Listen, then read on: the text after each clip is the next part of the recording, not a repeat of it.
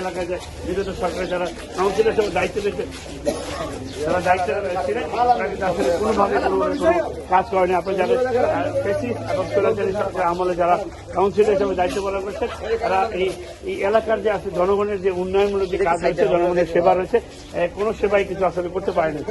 আপনি জানেন 24শে আগস্টের পর কিন্তু দেশে একটি পরিবর্তন হয়েছে, একটি সরকারের পতন হয়েছে। পতনের পরে কিন্তু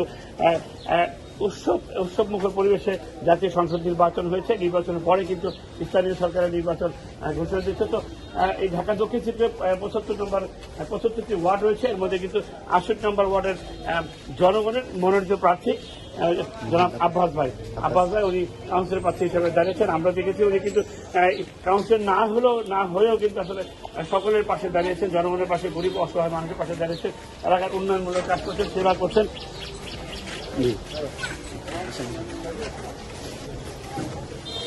আমরা দেখছি যে উনি আজকে যে কার্যক্রমটি করছেন ওনার সাথে কিন্তু যুব সমাজ, মুরব্বী, ছোট কোমলমত শিশুরাও কিন্তু আসলে দেখেন আনন্দ করছে যে ওনার যে গণসংযোগটি আমরা দেখছি, উনি গণসংযোগে সব শিশুরা কিন্তু আনন্দ উল্লাস করছে যে একজন কাউন্সিলর প্রার্থী হিসাবে উনি কিন্তু সকলের দোয়া প্রার্থী।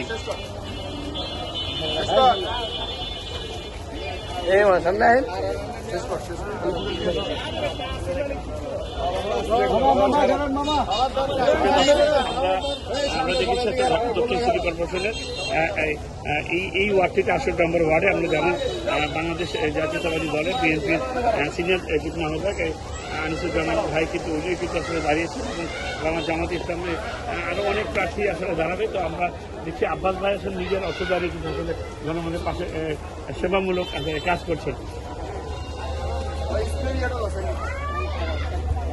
হাজিনগর আইডিয়াল স্কুলে আমরা এই জায়গাটিতে এখন অবস্থান করছি। উনি কিন্তু এই সকাল থেকে আসলে কাজও করেছেন। আমরা সকালে দেখছি এই ড্রেনগুলোতে আসলে মশার ওষুধ দিয়েছেন। এখন বিকালবেলা